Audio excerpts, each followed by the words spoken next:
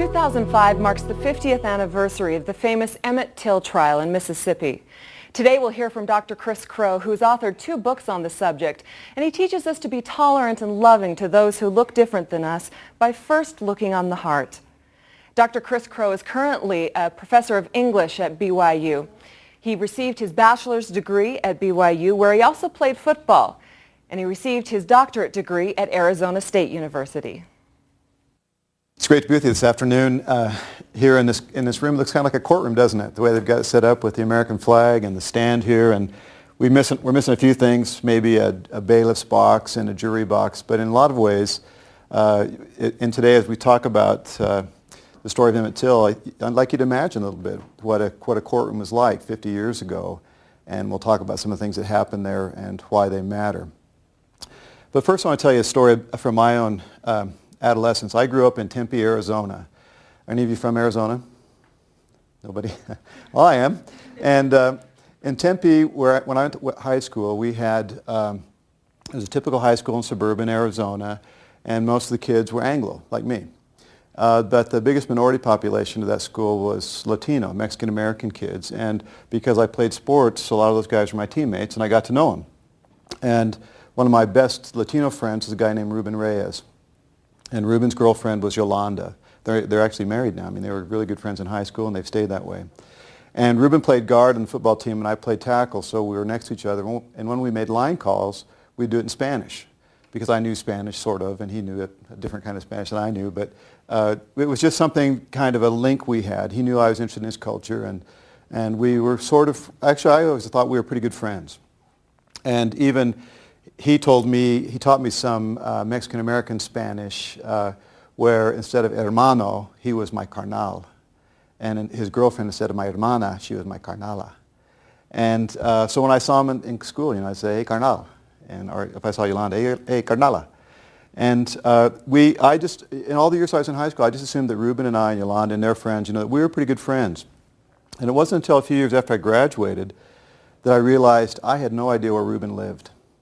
I mean, I knew the area of Tempe he lived in because everybody knew the Mexican-American neighborhood, but I'd never been there. I'd never gone in there. In some ways, for some people in our town, it was considered a scary place. And when I think about Ruben and Yolanda now, I wasn't a very good brother in lots of ways because our friendship only went to about here. Where with my best friends in high school, we were really close friends. But with Ruben and Yolanda, there was always a little bit of space between us that to me at the time was invisible. I never considered that Ruben's life was any way different from mine, that the things that I could do in high school, he could do. And a few years after graduating, I realized that that wasn't the case because there were some things that Ruben couldn't do in high school that I could just because I was white and Ruben was Latino. And the way the culture in the 70s then, that's how old I am, when I was in high school in the 70s, it just had some limitations then, probably still now, on what you could do because of your race. And so now looking back, I regret that I wasn't a better carnal with Ruben, that I wasn't a better friend. Maybe it would have been impossible, but I like to think that I could have been a good friend. And I especially like to think that I would have been maybe more sensitive to the issues that he had to deal with as a Mexican-American high school kid that were completely oblivious to my dumb brain. And when I think about my brain when I was a teenager, I think of a papaya. We used to live in Hawaii, and my favorite fruit there is a papaya. And when you pick one, they're green and they're hard. And when you're picking them or shopping for them, the way you know that they're ripe is they get softer, they turn yellow. So when I think of my brain when I was in high school, I think it was a green brain. It wasn't ripe yet. It was just too hard, and certain things just couldn't penetrate my awareness of my family, of the people in my school, of my teachers, of what was going on in Vietnam, what was going on in America, all those things, they just were kind of out there. I probably was aware of them, but I didn't really think about them, or I didn't really sense them or have a good sense of what was going on in America. Now, the reason I mention having a green brain and Ruben and Yolanda and those kinds of things is because that thinking that was typical of my own adolescence is really typical of most people in the United States. And it was very typical in the 1940s and 50s where people who were white had a certain kind of life, and they weren't much interested in the lives of people whose whose experiences were different from theirs, whose lives were limited by the color of their skin or their education or their economic status or those kinds of things. And because people had green brains, because people still have green brains, we have lots of prejudice and discrimination in the United States, and some of it's pretty ugly, even today. In 2005, we'd think we're over that by now. Lots of things have happened, but the sad thing is lots of things have happened, but there still are brains that can't be penetrated. There are still hearts that are too hard where they can't be touched.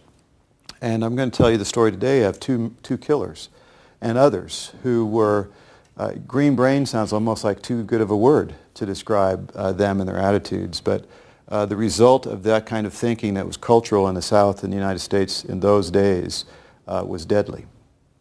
And this is the story. In July of 1955, a boy named Emmett Till in Chicago, Illinois, just had his 14th birthday. He was the only child of a widow, Mamie Till, whose husband had died in Europe when he was serving with the U.S. Army. So he had just finished high school and was excited about the new life. Remember when you finished 8th grade? He just finished 8th grade. Remember when you know, it's like one of those milestones. Now I'm growing up. I'm leaving junior high. I'm starting high school. And that summer, his uncle, his great uncle from Mississippi, a guy named Mose Wright, was up visiting Chicago with some of his nephews. And they said, hey, Emmett, you ought to come down to Mississippi and stay with us a few weeks before school starts, have a vacation in the summer, for the summer, and see the South, see the place you've never seen. Emmett's mother was from Mississippi, but Emmett had never been down there. Now, they weren't just from Mississippi, but they're from a part of Mississippi that people down there call the Delta. And the Delta in Mississippi isn't the Mississippi River Delta, the triangle where the mouth enters the Gulf of Mexico. The Mississippi Delta is a big chunk of the state. It's on the western portion, about central, and it's between the Mississippi River and the Yazoo and Tallahatchie Rivers. It's the most fertile part of the state. It's also always been the poorest part of Mississippi, and Mississippi's always been the poorest state in America. And sadly, it was always the most racist part of one of the most racist states. So it has had a dark past, going back into slavery times and even through the Civil War. This is where Emmett wanted to go as a new 14-year-old to kind of goof around before high school started. So Emmett's mother's from there, right? She knows what life is like. But here's what life was like in the 40s and 50s. If a white person committed a crime against an African American in the Delta in the 40s or 50s or even 1890s, the sheriffs, of course, were always white. The sheriffs usually didn't investigate crimes, even if they were murder, if the victim was black. If the sheriff did bother to ask questions, the perpetrator, if he was white, only had to say he deserved it. He had it coming. He needed it. And the sheriff would just back off. No problem. So there would never be arrests, even for crimes of murder. It just didn't happen. That was the culture, the legal culture. So for African Americans in the Mississippi Delta, there was no legal protection. They just had to hope that the mercy of the local white people would spare them of all kinds of crimes. So this is the place this boy wants to go. And Emmett Till is a typical 14-year-old boy who thinks he's going to live forever, who thinks danger is kind of funny, like my son thinks, you know, if you almost die, it's kind of, you laugh about it. And so it was the last place in the world his mother wanted him to go. And so she told him that. She wasn't going to let him go. And when you're the only child of a widow, what do you get? Your way, right? And so he got his way. He worked his mom over, and she finally agreed to let him go on the condition that first she would teach him about Mississippi. So she tried to explain to him about Jim Crow laws. You've seen those old photos of colored only or white only or that kind of separate world. But in Mississippi, it wasn't just about separation, a physical separation, but it was a real deep cultural separation. Lots of taboos that were hard for a boy like Emmett Till to understand, that would be easy to violate just out of ignorance. So she tried to explain that to him, but he's only 14, right? And he's just going down there to have fun. He's not planning to get in trouble. So when she tells him, look, Emmett, if you offend a white person down there, you get down on your knees if you have to and beg forgiveness, because if you don't, there could be big trouble. Well, he laughed at her. When he heard that, he laughed at her. I mean, he couldn't believe what she said was true, because his life in Chicago wasn't that way. Even though Chicago had Jim Crow laws and there was segregated schools in Chicago, Emmett's life had a lot more freedom in a city like that. So even though he displayed his ignorance, his mother allowed him to go down to Mississippi in the company of some cousins, and they'd stay with his great uncle, Mose Wright, who was 64 years old, a sharecropper there in the Delta. So Emmett arrives in August of 1955. And in the Delta, in August, it's hot and it's humid. It's just a brutal kind of weather down there, and lots of cotton fields even today, but that's what Emmett saw, and so quite a different place from Chicago. He stayed in a sharecropper shack in a little town outside of a little town called Money, Mississippi. And Money was the wrong name for this little town because the town only had about 70 people. It had 2 stores, a gas station, and a cotton gin, and they were all on one side of the road, the Old Money Road. On the other side were railroad tracks, a train platform, not even a station, and that was it. The nearest town of any consequence was Greenwood, a town of about 4,000 or 5,000. And so here this boy from Chicago, a city of millions of people with lots of opportunities, comes down to Money, Mississippi, this little whistle stop in the Delta, to spend a couple of weeks with his cousins. And he gets bored. There's not much to do in Money. You can go fishing in the Tallahatchie River. I guess you could pick cotton if you thought that would be fun. I'm sure Emmett wouldn't have thought that was fun. So there just wasn't much to do. And after a few days, Emmett and his cousins are looking for something new, and they decide, we're going to go to a juke joint, maybe down in Greenwood. A juke joint's a music place, a dance hall, and just see what happens. So they decide to meet at one of the 2 stores in Money. It's Bryant's Meat and Grocery Market, a store owned by the Bryant family. A man named Roy Bryant and his wife Carolyn run the store. It's owned by whites, but most of the customers are sharecropper families because it's right there in Money, and they're just cotton fields on both sides of the Old Money Road. And so the customers were black who'd come in after work or buy on credit things they needed from this little store. And out in front of the store, if you can see a photograph of it, it's this old country store. So there's a porch out front with a couple of checkerboards, a rail out front, and people would sit there. Today we'd say they're hanging out, but there they were just sitting there talking, maybe going to buy a drink, but that was just a place to go. So Emmett and his cousins are there, and he's bragging a little bit about life in Chicago. Well, it's been a few days now that he's been in Mississippi, so his cousins, the local kids, are a little weary of hearing about Chicago. It's, they're just like, stop. If you know the story of the city mouse and country mouse, you kind of can think of the conflict going on here between Emmett and the local kids. And so they're tired of it. And then Emmett does some things that scare the local guys. I mean, not like they're sissies or anything, but he says things like, well, you know what, I've got white friends in Chicago. Well, in the Mississippi Delta in 1955, you couldn't even joke about something like that. And so his cousins or friends would say, shut up, Emmett, don't talk about that. And it was dangerous for any of them to even be around someone talking like that, because if a white person who had a really green brain, if someone who's really racist heard that, it could be trouble for the whole group of kids. So Emmett's going on, and he finally goes a step farther. He takes his wallet out and pulls a photograph out, and his mother said it was just a photo he cut from a magazine. But he said, you know what, I have a white girlfriend in Chicago. And he showed the photo. Well, that was one of those taboos that Emmett's mother tried to explain to him that he just couldn't understand as a 14-year-old. That was maybe something that we can't even say in the Delta without really risking hazard. So the local guys are kind of telling him to shut up, don't do that. At the same time, they've had it with him. So one of the cousins or one of the friends says, Emmett, if you're so good with white women, why don't you go in that store and ask her for a date? Well, her was Carolyn Bryant. She was 21, had a couple little boys, and she was known in this community of Money as the local beauty. She'd won some beauty contests in high school, and so that was kind of her reputation. So everybody knew who she was.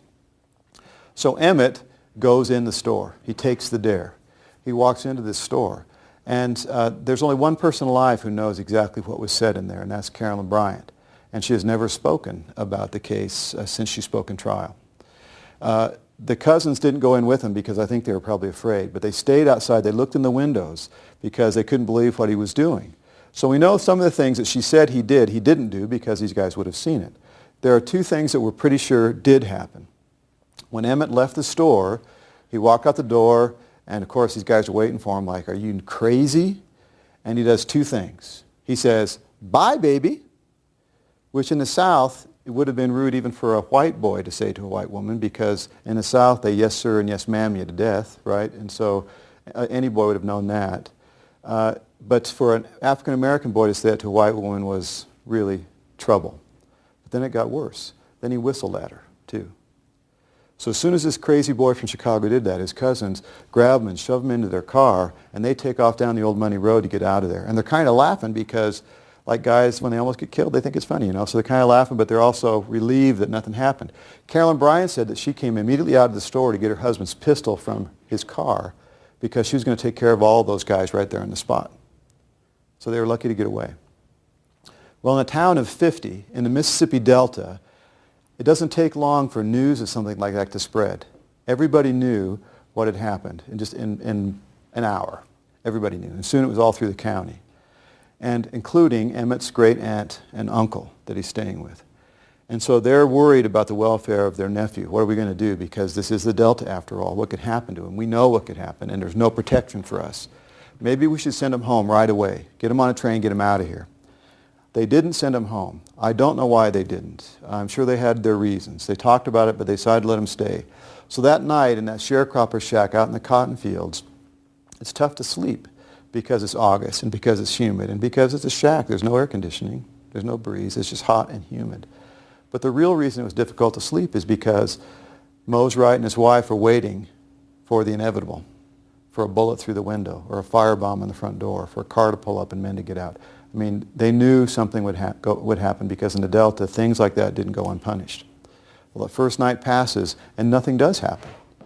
And they're all surprised. Emmett, I think, is probably oblivious, but the people from the Delta are very surprised that nothing does happen. Again, they think about sending him home, and they don't. So another sleepless night passes, still nothing happens. On the third day, Roy Bryant comes back into town. He's been gone for these last 3 days. And you can imagine the first thing he hears when he walks into the store. He hears, guess what happened when you were gone, Roy?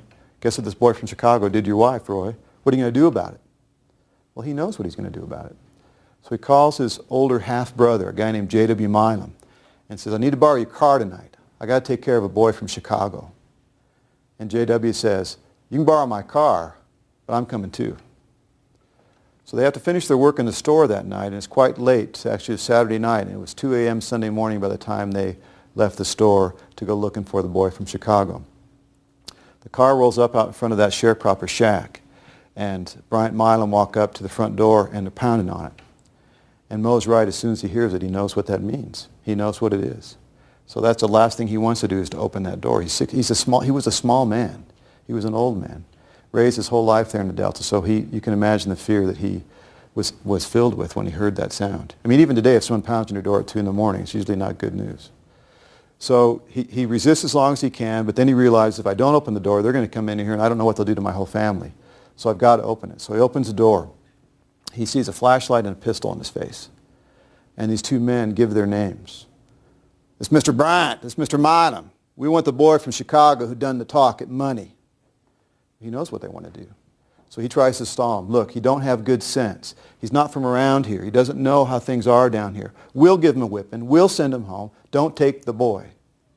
Doesn't matter what he says. These two men, and Milam was a big man, they shoved Mose Wright aside and pushed their way into the back of the house where Emmett's sleeping with some of his cousins in the back bedroom. 14, just turned 14. They wake him up. So with a flashlight and a pistol in his face, they wake him up, make him get dressed. I have no idea what was going on through that boy's mind. It didn't matter whether he's from Chicago or from the Delta. The terror would have been just unimaginable to have that happen. And of course, the people from around there know what's going to happen. So they take Emmett through the house. By now, his aunt's awake, and she's crying, and she's begging these men, don't take my nephew. Please don't take my nephew. We'll do whatever you say. We'll give you money. Don't take him. They tell her to shut up. They want to hear the bed springs squeak, creak when she goes back in there. Get out of here. They take Emmett out on the porch, into the yard, toward the car. Mose Wright follows. When Mose is outside, they stop and turn, and they say to Mose, do you know who we are? Well, he knows who they are because it's money, right? Everybody knows everybody. They gave their names. So he says, yes, sir.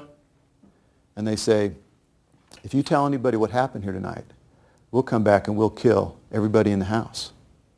That means his nieces and nephews, his grandchildren, his wife. And he knew they would do it. It's the Delta, right? There's no protection. So he watches as they go to the car, and they take Emmett to the back window, and he hears them ask this question. They say, is this the boy? And Mose Wright said he heard a woman's voice say, yes. They push Emmett in the car, and they drive away. That's the last he sees of Emmett alive. So the next morning, if they slept at all, but the next morning, Mose and his wife, they don't know what to do. They can't go to the police. They know they can't do that. But one nephew does. He calls the sheriff there in LaFleur County. That's where Greenwood's the county seat. And he tells them what happens. The sheriff was a guy named George Smith. George Smith did the unthinkable. He went and found Bryant and then found Milam and arrested them both and threw them in jail for kidnapping. And that was headline news in Greenwood that day, because this is a white sheriff and these are white men and this is Mississippi. And we just don't do that down here. And George Smith did it. And I don't know why he did it, except that he was some kind of hero to do that. So these guys are sitting in jail. Here's their story. Yeah, we took the boy from Preacher Wright's house. We took him. But we didn't hurt him because he wasn't the right one. So we turned him loose last night. We don't know where he is. He's probably on his way to Chicago right now. He's probably just laughing about the trouble he's got us into. We did nothing to the boy. Well, they still sit in jail. Meanwhile, Emmett's mother gets the call. Now, that call, your only son, is missing. He's not just missing, he's missing in the Delta. So she's thinking the worst, but she's praying for the best and making phone calls, trying to find Emmett, trying to get the local police to help, getting the Chicago police to lean on the authorities in Mississippi. No one knows where he is. She's glad those two guys are in jail, but no one knows. She wants to know where her son is. And there's no trace. So 3 days later, there's a boy, a white boy, who's same age as Emmett, 14 years old, is fishing in the Tallahatchie River.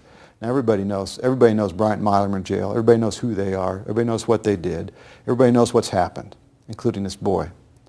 So he's out there fishing, and he looks in the water, and he sees something that looks like a foot, and then it looks like a leg, and then he knows what it is. So he gets a hold of the sheriff in Tallahatchie County, a guy named R.C. Strider, and says that I think there's a body in the river. So the sheriff goes and gets Mose Wright. They come to the Tallahatchie and they fish this body out. Now this body was barely that. It had been way down in the water with a cotton gin fan about this tall, weighed 75 pounds, tied around his neck with barbed wire. The body didn't look human. When Mose Wright saw it, he was supposed to identify it, but he wasn't sure he could because it didn't look like anybody. It didn't look like anybody. This boy, Emmett, hadn't just been murdered. He'd been tortured all night. And then when he was finally killed, his body was thrown in the Tallahatchie River. So Mose wasn't sure that he could say beyond a doubt this is his nephew. But then he sees something on the boy's hand. And on his hand is a ring. And on the ring, the initials LT. Emmett's father's name was Lewis Till. And when he died in Europe, the ring was sent home by the Army, and Emmett's mother gave it to Emmett as the last memento of your father. This is yours, Emmett. And everybody knew he always wore it. Everybody knew that's Emmett's ring. So he knows now that's Emmett. That's Emmett. So the local sheriff wants that body in the ground by sundown. He doesn't want any mess. He wants that body in the ground by sundown. Emmett's mother gets the awful news that her son is dead, and she told me that she just wanted to die herself. She was just racked with grief in the most literal sense. She's there with her mother and family members, but that doesn't help. That doesn't help when her only son is not just dead, but the way he died, the way he suffered before he died. She doesn't even want to think about it. So she wanted to grieve. She wanted to cry. But she said that she realized she couldn't do that now, that she had to take action. Even though she was just powerless, she had to do something. And so the first thing she could think of doing was, I want my son home. I want my son home. So again, the phone calls start from Chicago, and family members in Mississippi start trying to agitate for her to get that body sent home. And in a kind of miracle, the local police allow the body to go. They put it in a casket, and they ship it up on the train, and Emmett's mother meets it at the train station in Chicago. And there's a very dramatic photo of her surrounded by her minister and a couple of friends when she sees that casket and collapses, because I think she was probably hoping that maybe it's not really Emmett.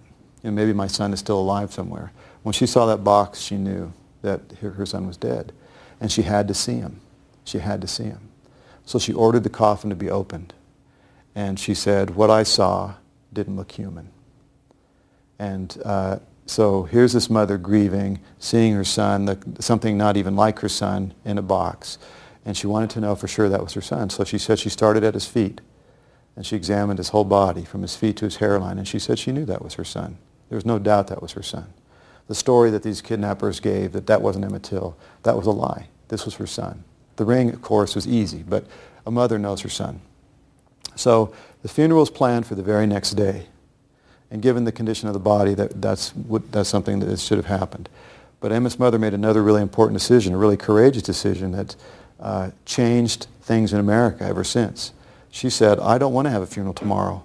We're going to have a viewing. I want the world to see what they did to my son. So the next day in Chicago, Emmett's body's on display in an open casket, unrepaired, because she wants the world to see. What she wanted the world to see was what racism does to people. It's not about, she said, it's not about where people sit on a bus or what drinking fountain they use or what jobs they have. The ultimate end of racism is torture and murder, like my son, like what happened to my son. So the viewing lasted 3 days. So many people wanted to walk by there to pay tribute and to see them for themselves what had happened. 3 days, thousands of people went by the coffin. Women fainted when they saw it. And photographers took some snapshots. Newsmen took snapshots of that corpse. And that photograph then was published in African American newspapers, and in the most famous publication was Jet Magazine. And even today, people who were alive at the time will still remember that awful photograph. They'll say things like, I still remember when I saw the photo of Emmett Till in Jet Magazine, because it's unforgettable. It's unforgettable, that face of racism. And that created a kind of reaction that Mrs. Till couldn't have imagined. But people became angry. And before that, some people, especially in Chicago or in California, where racism, yeah, there were Jim Crow laws, but there wasn't this kind of brutality. They assumed that since it's pretty good where we are, it must be pretty good everywhere else. And they had the same kind of thinking that I had when I was in high school, that because my life is pretty good, Ruben's life is pretty good. Because my life is, so everybody's must be. But when they saw the photo of Emmett Till, when they saw that grisly photograph of this boy's corpse, they realized that things are much worse than we ever imagined, because it's not about hanging murderers or killers, or killing killers. It's a boy. They tortured and murdered a boy. It's got to stop. The outrage generated lots of pressure on the state of Mississippi. These men were still in jail. When the body was found, they were charged with murder, which was big news, again, because after all, they are white. So with these men sitting in jail now charged with kidnapping and murder, the media begins to start.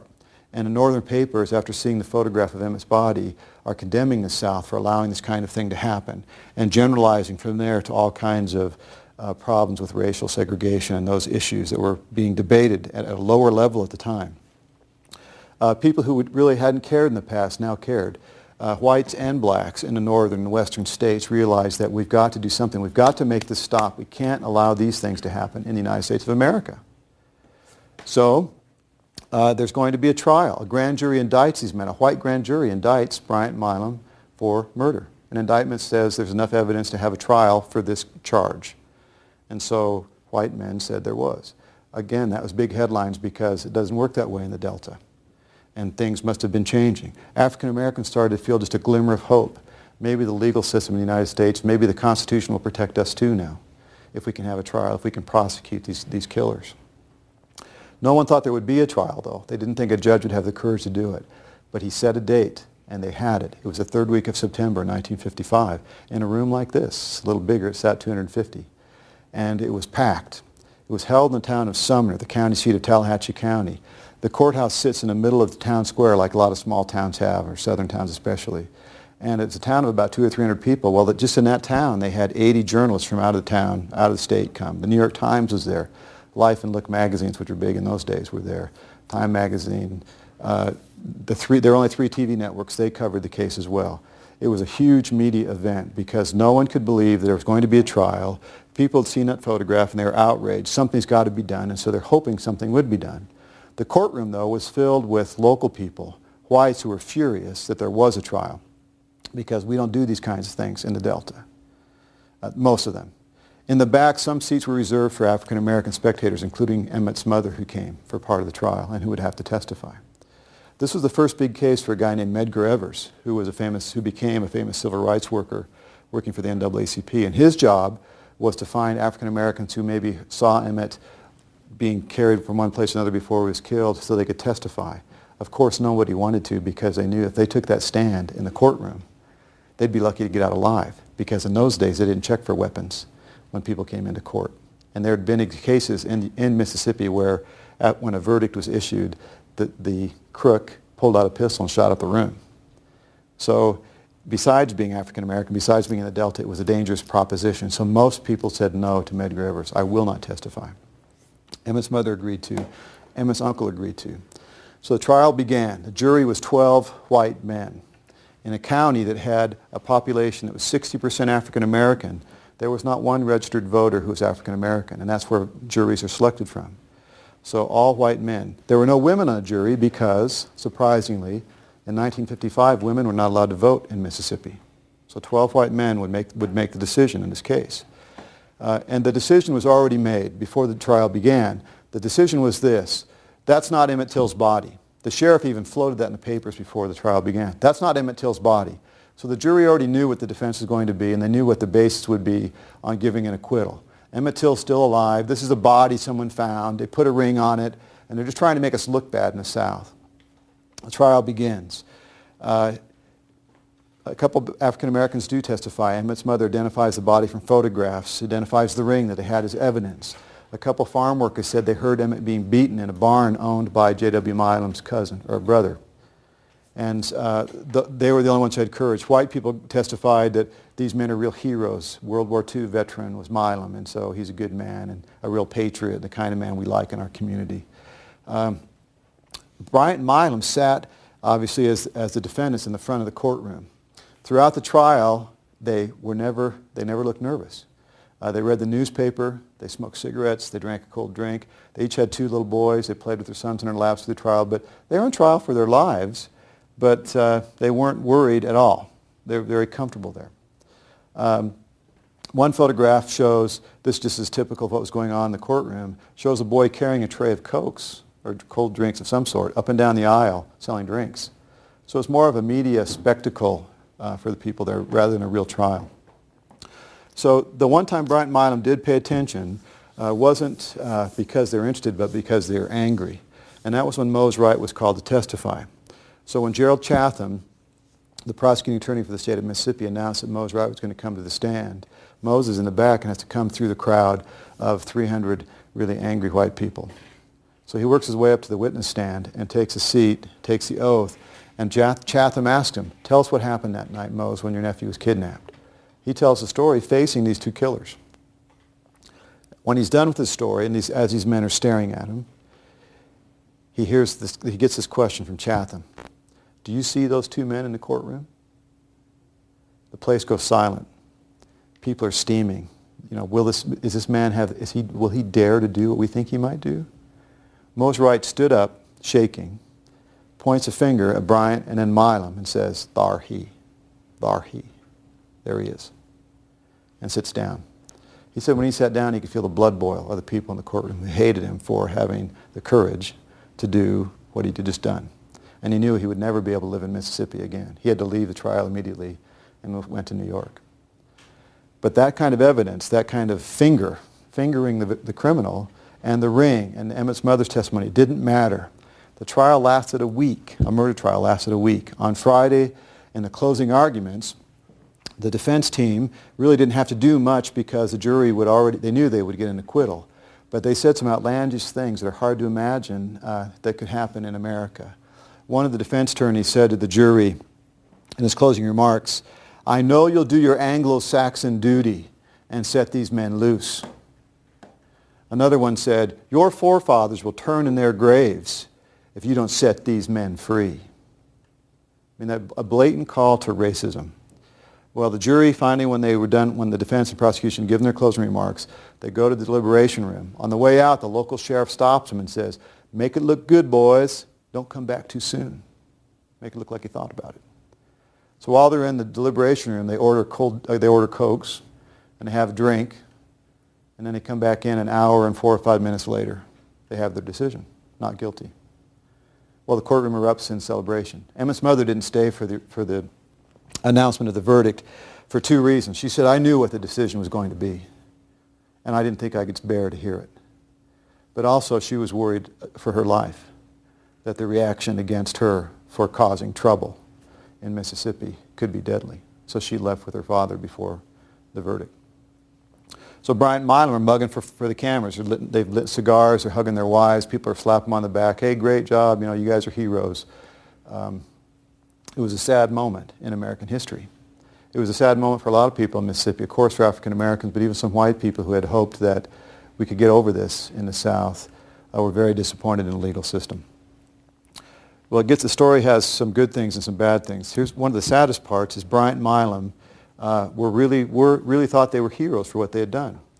The trial ended at the end of September of 1955. In January 1956, in an article in Look magazine, Bryant Milam told their story, told everything. They told what Emmett said before they killed him. They told what they did to him and how they killed him, what they did with the body, how they burned his clothes when they were done, why they killed him. They told everything in a national magazine. And they were proud of what they had done. It just shows what kind of men they were. The only good thing that came out of that is this. Emmett Till's murder and the trial and the acquittal made people around America, it woke them up. It woke them up. That our world isn't what we thought it was. It's not what we thought. There are people here who have deadly prejudices. We've got to stop this. It also gave momentum because during this trial, with all the media attention it got, if you remember the Elizabeth Smart case, another case involving a 14-year-old, how much media attention that got, the Emmett Till case got more in 55. I mean, it got more. It was really big headlines. So people in America were outraged.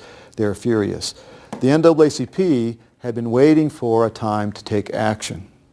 And now the spotlight of the media attention is shining not just on Mississippi, but all of the southern states. All of the Jim Crow laws are exposed in this bright light of attention. And the NAACP knows that if we're going to take action, now is the time. Because a protest is no good if no one knows we're protesting. Now is the perfect time for us to do something. So 100 days from the murder of Emmett Till, on December 1st, 1955, Rosa Parks refused to give up her seat on a bus in Montgomery, Alabama. She's arrested. Martin Luther King Jr. gets involved, and the civil rights movement in earnest begins. This is why it began. It began then because of the murder of Emmett Till and the acquittal of his killers. That's why. Her action was a reaction, and it was also perfect timing. I'm convinced that if Emmett Till hadn't been killed, if the trial hadn't happened, that Rosa Parks, that wouldn't have happened in Montgomery then, maybe a year later, maybe 10 years later. I don't know when. It wouldn't have happened then because the time wouldn't have been right without the attention that they needed to have the movement start.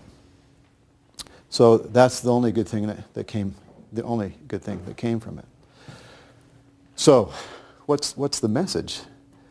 The thing that when I was researching the story, because it was something that had been, because I had a green brain for a long time, it wasn't just in high school, this was a story that was absent from my education. I had never heard the story of Emmett Till. In my education, the civil rights movement began with Brown versus Board of Education in 1954. And then the very next event was Rosa Parks in 1955. Those are the only two things. That was the beginning. What I learned was that Emmett Till's death was in some ways because of Brown versus Board of Education. The Mississippi Delta was really mad about having to integrate their schools. And so people were looking for outlets to their rage. Emmett Till was an unfortunate victim with unfortunate timing. And then Rosa Parks' action was in reaction to Emmett Till's death and the trial. That gradually began to change things. I mean, it took a long time. We didn't have civil rights laws passed until the 60s. And even those we didn't get right, so there were new versions passed periodically to try to solve things in America, to try to get people to soften their hearts. What does it mean to us today? Well, for one thing, it's a story that we shouldn't forget. We know as Latter-day Saints how important a story of a 14-year-old boy is, and how Joseph Smith's experience as a 14-year-old really has changed the world. Emmett Till wasn't like Joseph Smith in the sense that he was searching for an answer. He was just a boy who was in the wrong place at the wrong time. But what happened to him changed America. It started to disintegrate Jim Crow laws in the South. It made people aware of what was happening. Even Emmett's mother was changed by the experience. I mean, obviously, any mother's changed by the death of her son. But she was changed in her way of thinking, where her brain became more receptive to the world that wasn't her own. Here's what she said a few weeks after her son's death. She said, 2 months ago, I had a nice apartment in Chicago. I had a good job. I had a son. When something happened to the Negroes in the South, I said, that's their business, not mine. Now I know how wrong I was. The murder of my son has shown me that what happens to any of us, anywhere in the world, had better be the business of us all. And that's true today. that what happens to people who are less fortunate than we are, who look differently, who look different from us in some way, who have different circumstances, what happens to them, it's not just a shame. It's got to be our problem as well. We've got to be concerned about others in the world whose lives that we have very little information about. We have to learn more about other people, other societies, other cultures, and we've got to do things to find ways to contribute to the world in ways that will make their lives better. Because there are boys like Emmett Till being killed right as we speak. Maybe not in the United States, but in other countries, for the very same reasons, because of bigotry, prejudice, and ignorance. And as people who are educated, as people who have the light of the gospel, we have opportunities to make changes, to make a difference in the world that we live in the world that we share with other people. One of my favorite Old Testament scriptures is in 1 Samuel 16, verse 7. But the Lord said unto Samuel, Look not on his countenance or the height of his stature, because I have refused him. For the Lord seeth not as man seeth. For man looketh on the outward appearance, but the Lord looketh on the heart. So if we start becoming sensitive that people who are different from us, we don't look at their outward appearance or their habits or anything else. We look at their hearts, and we realize that they're children of our Heavenly Father, just as we are. So I hope that you'll remember, I'll never forget the story of Emmett Till. I hope you'll remember it, and maybe go read about it, or there's a great documentary that you could watch about it, and think about what kind of culture we had that allowed that to happen, and that you'll commit your lives to creating a culture that won't allow those kinds of things to happen. Thanks a lot for being here today.